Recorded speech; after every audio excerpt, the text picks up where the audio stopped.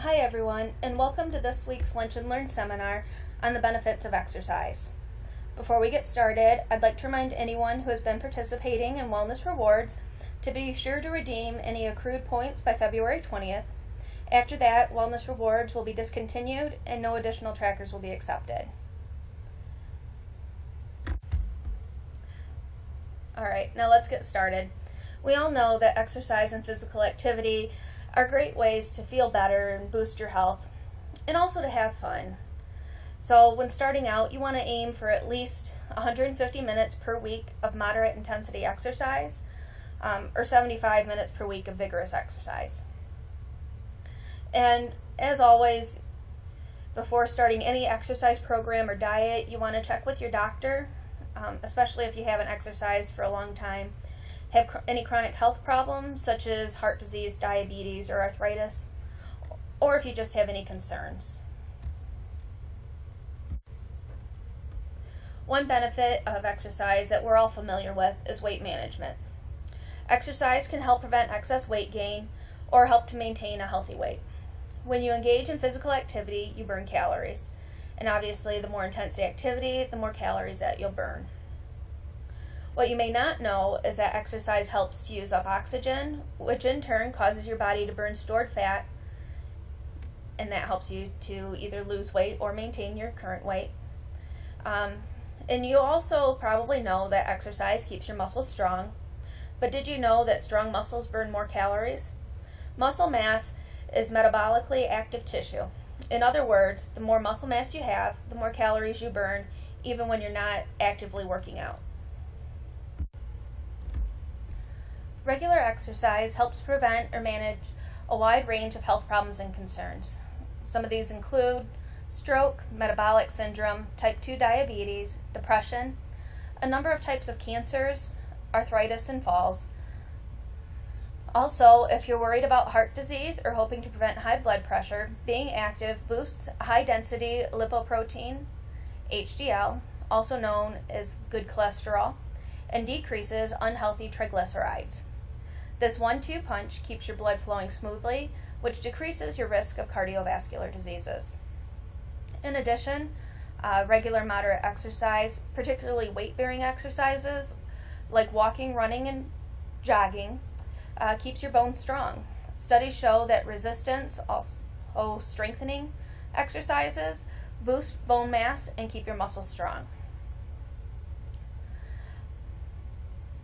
And lastly, as aging and degenerative diseases like Alzheimer's kill off brain cells, the brain actually shrinks, losing many important functions in the process. While exercise and a healthy diet can't cure Alzheimer's, they can help shore up the brain against cognitive decline that begins after age 45. Working out, especially between age 25 and 45, boosts the chemicals in the brain that support and prevent degeneration of the hippocampus, an important part of the brain for learning and memory. What some of you may not know is that physical activity stimulates various brain chemicals that can leave you feeling happier and more relaxed. Exercise releases endorphins, which create feelings of happiness and euphoria. Studies have shown that exercise can even alleviate symptoms among the clinically depressed. This is not to say that exercise can replace any current treatments you may be on, and you should always discuss with your doctor before altering your medications or changing your treatment plan. In addition, exercise can make you feel better about your appearance and yourself when you exercise regularly, and this can lead to a boost in your confidence and improve your self-esteem. Regular exercise reduces the amount of stress hormones in the body, resulting in a slower heart rate, relaxed blood vessels, and a lower blood pressure. Exercise also increases concentrations of norepinephrine, a chemical that can moderate the brain's response to stress. Next week's Lunch and Learn will cover this topic more in depth, so if you're looking for ways to relieve stress or how to manage your stress levels, you should find the next seminar helpful. Regular physical activity can improve your muscle strength and boost your endurance. Exercise delivers oxygen and nutrients to your tissues and helps your cardiovascular system work more efficiently. And when your heart and lung health improve, you have more energy to tackle daily chores. Regular physical activity can help you fall asleep faster and even deepen your sleep. But you want to make sure not to exercise too close to bedtime, or you may be too energized to fall asleep. This is because that for some, a moderate workout can be the equivalent of a sleeping pill, even for people with insomnia. Moving around 5 to 6 hours before bedtime raises the body's core temperature, and when the body temp drops back to normal a few hours later, it signals the body that it's time for sleep. Regular physical activity boosts memory and the ability to learn new things. This is because exercise boosts blood flow to the brain and helps it receive oxygen and nutrients. The better shape you're in, the faster you fire brain waves that are responsible for quick thinking. Various studies on mice and humans have shown that cardiovascular exercise can create new brain cells, also known as neurogenesis, and improve overall brain performance. These studies suggest that a tough workout increases levels of a brain-derived protein known as BDNF in the body, and it is believed to help with decision-making, higher thinking, and learning.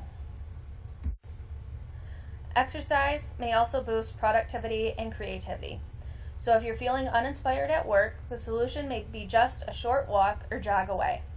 Research shows that workers who take time for exercise on a regular basis are more productive and have more energy than their more sedentary peers. As far as creativity goes, a heart-pumping gym session can boost creativity for up to 2 hours afterwards. Supercharge post-workout inspiration by exercising outdoors and interacting with nature. So next time you need a burst of creative thinking, hit the trails for a long walk or run to refresh the body and the brain at the same time. Exercise and physical activity can be enjoyable. It gives you a chance to unwind, enjoy the outdoors, or simply engage in activities that make you happy. Physical activity can also help you connect with family and friends in a fun social setting. Studies show that most people perform better on aerobic tests when paired with a workout buddy. Pin it to inspiration or just good old-fashioned competition. Nobody wants to let the other person down. In fact, being part of a team is so powerful that it can actually raise athletes' tolerances for pain. Even fitness beginners can inspire each other to push harder during a workout session. So find a buddy and get moving. Now that we've covered why exercising will benefit you, let's talk about the different ways to exercise. First off, you have range of motion or stretching exercises, and these involve moving a joint as far as it will go without pain. You can do this with basic stretches or through dance, yoga, or Tai Chi. Next, we have endurance or conditioning exercises, and these include walking, biking, climbing stairs, aerobics, and swimming. These exercises strengthen muscles and build coordination and endurance. And lastly, there are strengthening exercises.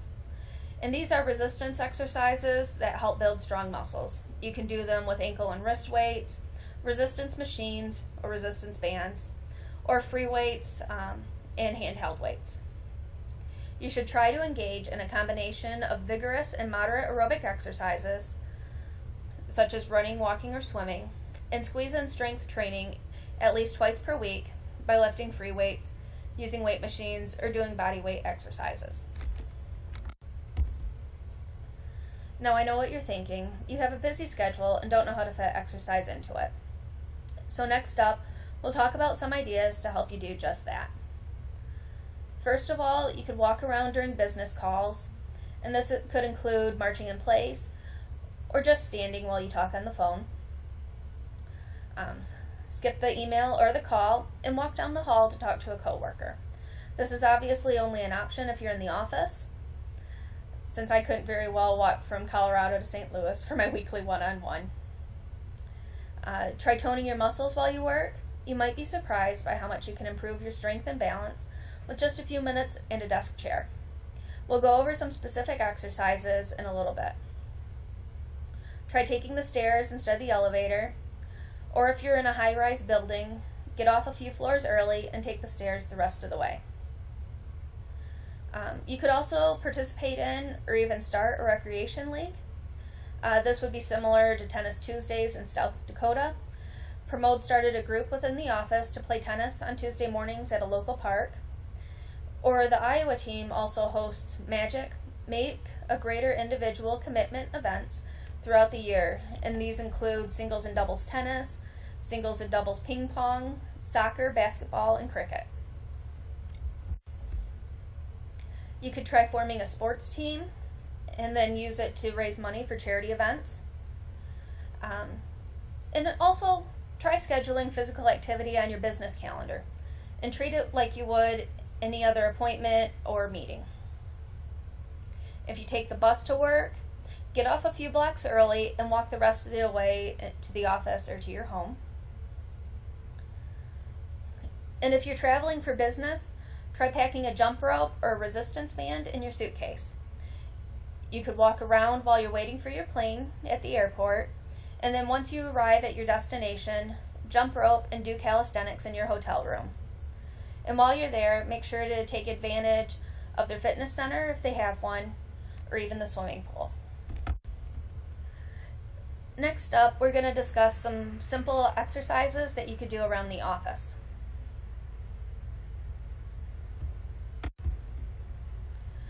First up, raise the roof. While marching in place, push towards the ceiling with your palms up and thumbs almost touching your shoulders. You'll want to do this for 20 reps, and you can also make it harder by holding water bottles. Triceps kick. While marching in place, bend at the hips at about a 45-degree angle, bend your elbows, and then extend them behind you as if you're lifting weights. And this should also be done for 20 reps. The Hulk. Keep marching and leaning with your elbows bent and your fists together in front of you. Move your arms back like wings and try to touch your shoulder blades together. To do the hamstring curl, bend your arms at the elbow, bring one foot up towards your rear end while straightening your arms so that your hands are down when your foot is up. This should be done about 20 reps. The knee lift is similar to the hamstring curls, except you lift your knee up in front of you as your arms go down.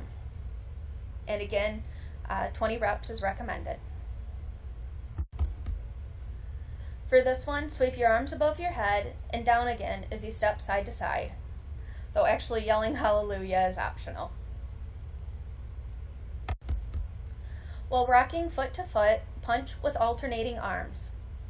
To reduce elbow stress, try not to fully straighten your arm. Now, before starting this exercise, you want to make sure that your desk is either up against a wall or is heavy enough that it doesn't slide easily. Then you'll place your hands on the edge of the desk, shoulder width apart, and legs out behind you. Push off with as much force as you can, and do this about 10 reps. You'll want to start off standing straight with your feet shoulder width apart and place your hands on your hips. Step out with one foot, and once it is on the floor, bend at the knee, lowering your body. Your knee and foot should be in a perfectly vertical line.